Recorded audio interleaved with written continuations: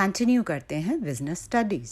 Guys, today we'll start with another unit of business studies, internal trade. Internal trade से ही आपको पता चल रहा है कि we are talking about internal. When we talk about a trade that is within a nation. और trade का मतलब आपको पता है buying and selling of goods, obviously for a motive, profit के लिए, है ना?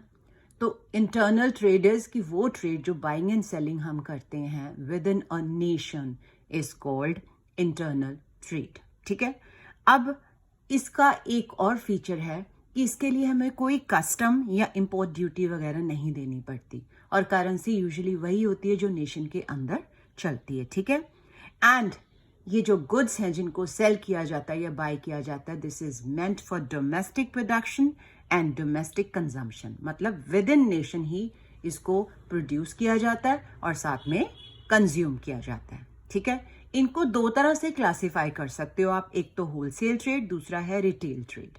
ठीक है,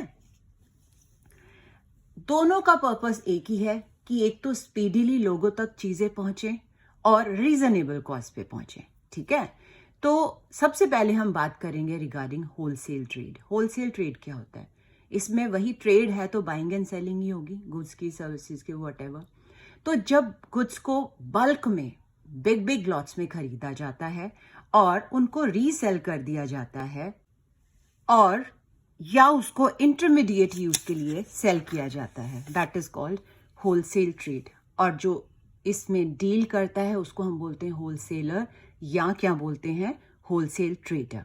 ठीक है, अब क्या है इन दिस ट्रेड, क्या होता है, गुड्स को बाय किया जाता है मैन्युफैक्चरर से और सेल किनको किया जाता है, रिटेलर्स को या इंडस्ट्रियल यूजर्स को। समझ आ गई? ठीक है, एक तरह से ये लिंक है मैन्युफैक्चरर्स एंड रिटेलर्स के बीच में।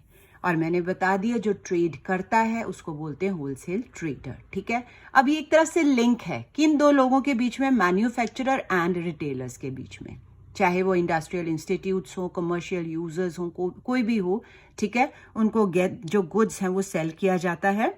ठीक है, उसके बाद जो रिटेलर्स हैं वो अल्टीमेट कंज्यूमर्स तक चीजें पहुंचाते हैं। राइट, उसके बाद है कि ये कुछ फंक्शंस परफॉर्म करते हैं इन जनरल, होलसेलर्स जो होते हैं, तो जिनके हम डिटेल में पढ़ेंगे आगे। इन जनरल जो फंक्शंस परफॉर्म करते हैं, सबसे पहले तो ये है कि ये मैन्युफैक्चरर से खरीद के lot of people wider area cover करके गुड्स को डिस्ट्रीब्यूट करते हैं। ठीक है, और उसके बाद जो टाइटल ऑफ गुड्स है वो खुद लेके और डिस्ट्रीब्यूशन का रिस्क भी अपने ऊपर ले लेते हैं। ठीक है, और बल्क में परचेज करते हैं, यानी बिग बिग लॉट्स में ज्यादा सा परचेज करके स्मॉल क्वांटिटी में रिटेलर्स को बेचते हैं। ठीक है, उसके बाद इनकी जो एक्टिविटीज इन्वॉल्व करती हैं starting from packing to distribution level, जिसमें स्टोरेज भी आ जाती है, रिस्क आ जाता है, थेफ्ट का, पिलफरेज का, डिस्ट्रीब्यूशन चार्जेस आ जाते हैं, ट्रांसपोर्टेशन आ जाता है, ये सब कुछ उसमें आ जाता है। ठीक है,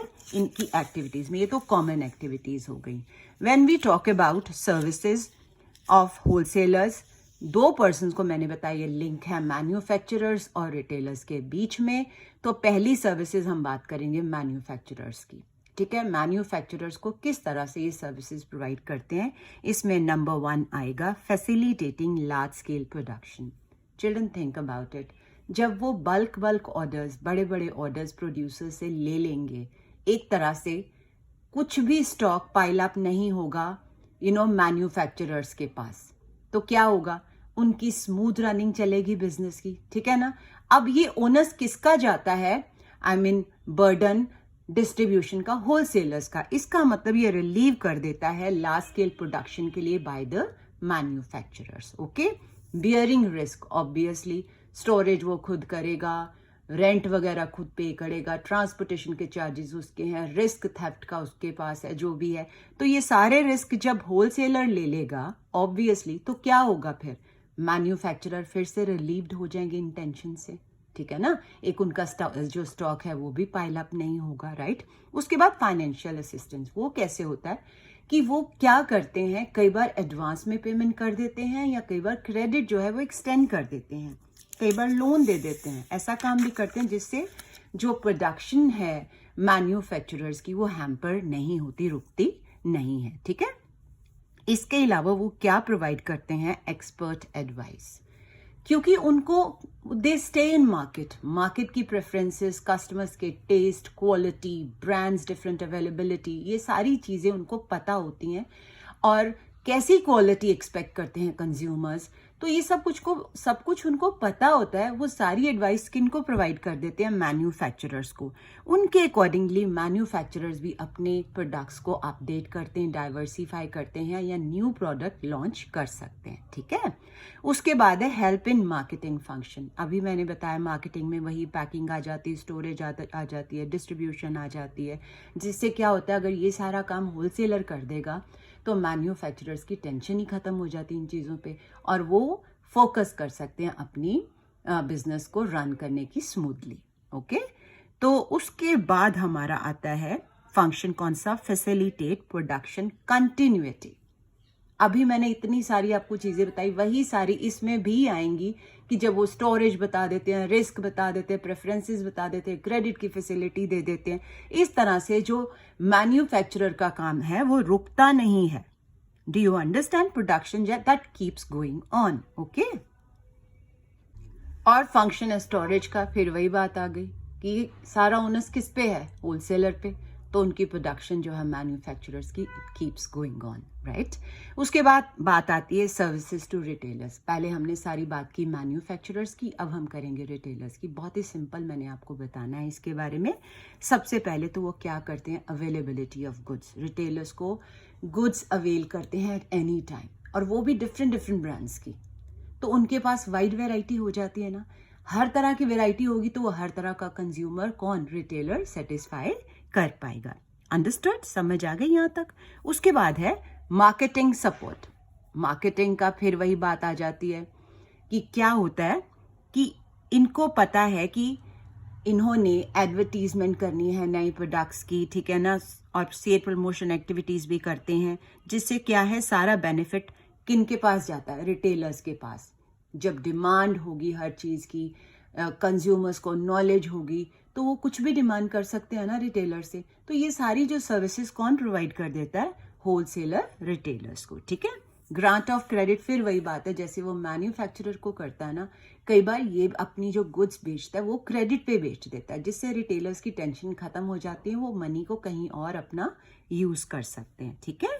उसके बाद नेक्स्ट है स्पेशलाइज्ड नॉलेज। इनके पास स्पेशलाइज्ड नॉलेज क्या होती है? सबसे बड़ी मार्केट की, कंज्यूमर के टेस्ट की, न्यू प्रोडक्ट लॉन्च की, इस तरह की इतनी इंफॉर्मेशन उनके पास अवेलेबल होती है कि कौन सा प्रोडक्ट लॉन्च हुआ है वो रिटेलर्स के लिए बहुत ही बेनिफिशियल होता है, क्योंकि कंज्यूमर्स अल्टीमेटली डिमांड किन से करेंगे? रिटेलर्स से, राइट।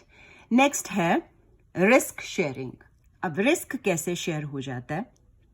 ऑब्वियसली अब जो मैन्युफैक्चरर है की तरह, जैसे मैन्युफैक्चरर है, स्टोरेज का, स्पॉइलेज का, डिमांड फ्लक्चुएशन एक्सेट्रा का बर्डन कौन बियर करता है? होलसेलर्स। तो ये रिस्क रिटेलर्स के पास नहीं रहेगा, जैसे मैन्युफैक्चरर्स के पास नहीं रहेगा। ठीक है ना। तो फिर से वही बात, स्टॉक पाइल अप नहीं होगा क्योंकि वो स्मॉल क्वांटिटीज में बाय करते हैं होलसेलर से। तो ऑल एंड ऑल जो सारे सर्विसेज है इंटर रिलेटेड है, तो टेंशन वाली बात नहीं है। आपने ये जो कोड्स हैं इनको ये जो एक्रोनिम्स की तरह लर्न कर लेना है पॉइंट्स को, तो आपका अपने आप इट सेल्फ सर्विसेज बन जाएंगी। ठीक है। अभी मैंने बात की होलसेल ट्रेड की, अब हम बात करेंगे रिटेल ट्रेड की।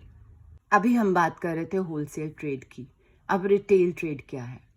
रिटेल ट्रेड में क्या होता है कि ये जो रिटेलर्स हैं वो होलसेलर से बाय करते हैं और अल्टीमेट कंज्यूमर्स तक सारी गुड्स पहुंचाते हैं बाय सेलिंग देम। ओके। तो ऑल एंड ऑल बल्क में बाय करके ये भी स्मॉल क्वांटिटीज में अल्टीमेट कंज्यूमर्स तक पहुंचा देते हैं। और अगर सपोज ये डायरेक्टली मैन्युफैक्चरर से परचेज करते हैं तो बहुत बीच में रिस्क इन्वॉल्व हो जाते हैं। तो बेटर यही होता है कि रिटेलर्स होलसेलर से लें और सेल करें। ठीक है। तो इसीलिए in order to maximize profits वो क्या करते हैं? होलसेलर से परचेज करके स्मॉल क्वांटिटीज में अल्टीमेट कंज्यूमर्स को दे देते हैं। मतलब ऑल एंड ऑल थिंग्स अगर अल्टीमेट कंज्यूमर्स तक पहुंच गई है ना, मोड ऑफ सोर्स कोई भी हो, मोड ऑफ सेलिंग कोई भी हो, उसको हम क्या बोल देते हैं? Retail trade. अंडरस्टूड? अब जो रिटेलर्स की सर्विसेज हैं मैन्युफैक्चरर्स एंड होलसेलर्स को कैसे जाती हैं? देखिए सबसे पहले help in distribution of goods, ठीक है। मैन्युफैक्चरर है वो भी सेल करना चाहता है, होलसेलर भी सेल करना चाहता है, ठीक है ना। तो जब अल्टीमेटली रिटेलर्स के पास गुड्स जाती तो वो कहाँ जाती, अल्टीमेट कंज्यूमर्स के पास। तो डिस्ट्रीब्यूशन ऑफ गुड्स में अपने आप ही हेल्प हो गई, ठीक है ना, सेल करने में, ठीक है। नेक्स्ट है पर्सनल सेलिंग, क्योंकि जो रिटेलर्स है they are coming in direct contact with the consumers, तो व्हाट हैपन्स, क्या होगा, पर्सनल सेलिंग होगी तो उससे क्या होगा, उनके बारे में कंज्यूमर्स के बारे में पता चलेगा, उनका सेटिस्फैक्शन लेवल, हमें ग्रेटिफिकेशन लेवल भी पता चल जाएगा, राइट। उसके बाद है enabling large scale operations. Obviously जब रिटेलर्स सेल कर देंगे गुड्स तो डिमांड अपने आप बढ़ जाएगी, तो क्या होगा, वो हेल्प करेंगे मैन्युफैक्चरर्स को और होलसेलर्स को इस तरह से, ठीक है। तो वो फोकस कर सकते हैं लार्ज स्केल ऑपरेशंस पे, राइट। उसके बाद नेक्स्ट हमारा आता है कलेक्टिंग मार्केट इंफॉर्मेशन। अब क्योंकि वो पर्सनल टच में है कंज्यूमर्स के, तो उनको उनकी क्या डिमांड्स है पता चल जाती है, कैसी क्वालिटी उनको चाहिए या क्या प्राइस वो अफोर्ड कर सकते हैं। ये सारा कुछ इंफॉर्मेशन किससे हमें पता चलती, बेसिकली रिटेलर से। रिटेलर्स से भी होलसेलर्स को हेल्प मिलती है, मार्केट से भी मिलती है। तो इस तरह से वो इनडायरेक्ट वे से मैन्युफैक्चरर की हेल्प करते हैं कोई न्यू प्रोडक्ट लॉन्च करने के लिए या प्रोडक्ट को इम्प्रूव करने के लिए, ओके। रिटेलर्स हेल्प करते हैं सेल प्रमोशन में भी, कैसे, गिफ्ट देके, ठीक है, डिस्काउंट देके, और क्या हो सकता है, और प्रमोट कैसे कर सकते हैं, कुछ आफ्टर सेल सर्विसेज देके, राइट। इस तरह से वो सेल प्रमोशन में हेल्प करते हैं, ठीक है। उसके बाद हम करेंगे बात सर्विसेज टू कंज्यूमर्स। कंज्यूमर्स को कैसे हेल्प मिलती है, सबसे पहले regular availability of products. Obviously wholesaler से परचेज करेंगे, उनको उन डिफरेंट वेराइटी ऑफ प्रोडक्ट्स मिलेंगे। अगर कंज्यूमर को कोई डिफरेंट ब्रांड चाहिए, क्योंकि डिफरेंट तरह के कंज्यूमर्स है ना, तो वो इजीली अवेल कर सकते हैं अल्टीमेट कंज्यूमर्स को according to their needs, regular supply कर सकते हैं। नेक्स्ट है न्यू प्रोडक्ट्स इंफॉर्मेशन। ऑब्वियसली क्या होगा कि जब उनको पता होगा कि मार्केट में क्या क्या नया आया है, उसके क्या क्या फायदे हैं, क्या वो अफोर्ड कर सकते हैं, ऐसी इंफॉर्मेशन जब वो कंज्यूमर्स को देंगे तो उनके लिए चॉइस करना इजी हो जाएगा कंज्यूमर्स के लिए, ठीक है। उसके बाद है कन्वीनियंस इन बाइंग। कैसे हो सकती है, देखो वो क्या करते हैं, फोन पे ऑर्डर ले लेते हैं, होम डिलीवरी कर देते हैं, एक्सटेंड कर देते हैं क्रेडिट, ऐसी सर्विसेज प्रोवाइड करेंगे तो उनके लिए बाय करना इजी हो जाएगा, साथ में जब मार्केट की इंफॉर्मेशन मिलेगी तो, ओके। उसके बाद बात आती है हमारी वाइड सिलेक्शन की, क्योंकि उनके पास वाइड वैरायटी है हर प्रोडक्ट्स की, उनके बारे में प्रॉपर इंफॉर्मेशन है। तो रिटेलर्स जब ये सर्विसेज प्रोवाइड करेंगे कंज्यूमर्स को तो उनके लिए चॉइस करना इजी हो जाएगा।